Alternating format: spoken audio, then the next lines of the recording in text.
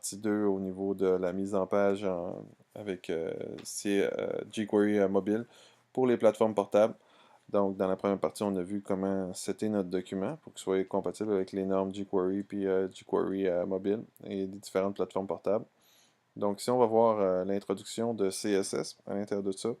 Donc, on a vu qu'on allait emprunter les CSS dans jQuery mobile pour que notre page, donc ici, lorsque je teste ça dans mon navigateur, Safari préférablement dans ce cas-ci, parce que Safari est sur les iPhones. Donc, c'est comme ça sans que je lui ai dit quelque chose. C'est noir, c'est blanc, c'est Arial.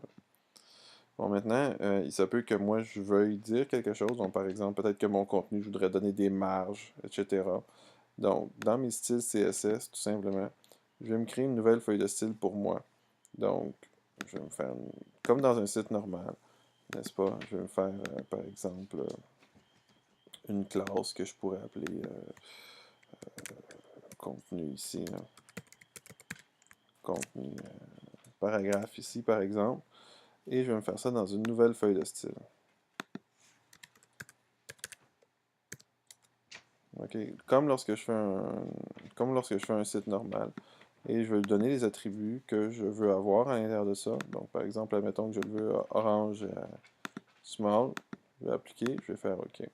Donc, qu'est-ce que je vois, c'est que je me suis créé une feuille de style, tout simplement, comme lorsque je fais un style normal, et que je peux venir à l'intérieur de mon paragraphe, n'est-ce pas, et tout simplement aller chercher classe, contenu P, et là, à ce moment-là, n'est-ce pas, mon texte va être stylisé de la manière que je le veux. OK? Ici. Donc, mon texte va être orange en small parce que c'est ce que je lui ai demandé d'être. OK. Donc, ça vaut pour l'ensemble des choses. Ensuite, l'ensemble des choses textuelles. Ensuite, dans un site normal, bien évidemment, on va faire des différentes divisions. Puis, dans les divisions, on va mettre les images parce qu'on a une grande surface écran. À l'intérieur d'un site mobile, je ne vous conseille pas de faire un jeu très complexe avec des divisions. Pourquoi? Parce qu'on n'a pas beaucoup d'espace là, au niveau de jouer avec notre doigt sur la surface du téléphone.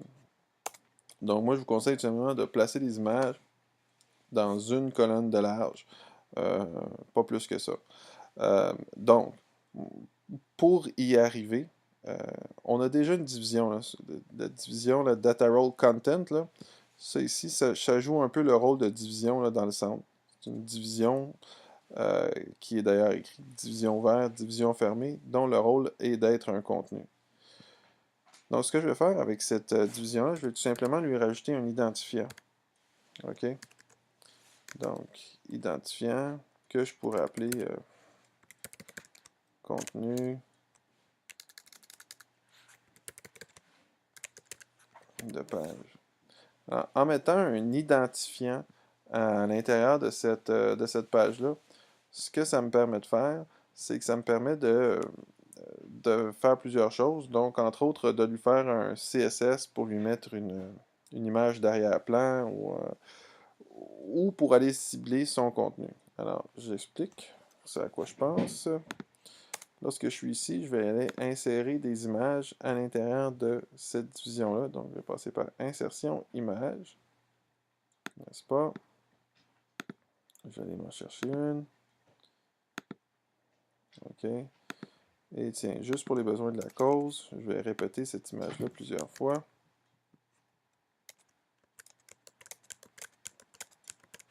OK, parfait.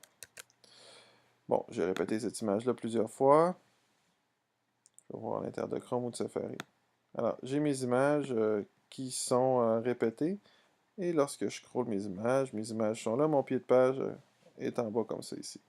OK? Bon. Ça va avec ça. Ici, je voulais dire mon pied de page est en bas. Ici, donc mon pied de page reste en bas comme ça. Et mes images poussent dessus. La seule chose, c'est que si je suis sur une plateforme plus petite ou plus grande, donc sur un téléphone cellulaire, là, ça va avoir l'air de ça.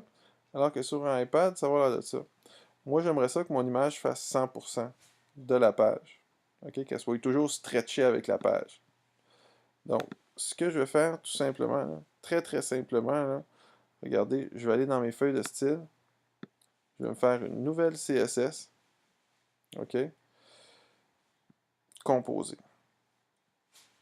Attendez. Le mieux pour faire ça, c'est de se mettre à l'intérieur d'une image, ici, puis de faire une nouvelle CSS composée.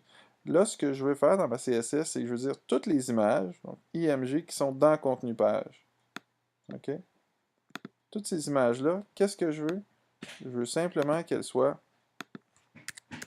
à 100% de la largeur de ma page. OK? Puis la hauteur, je vais la mettre automatique. En la mettant automatique, elle va aller automatiquement avec le 100%. Donc ça, c'est très très bien. C'est très très simple aussi. Alors ce que ça fait, ici, on va tester mon truc.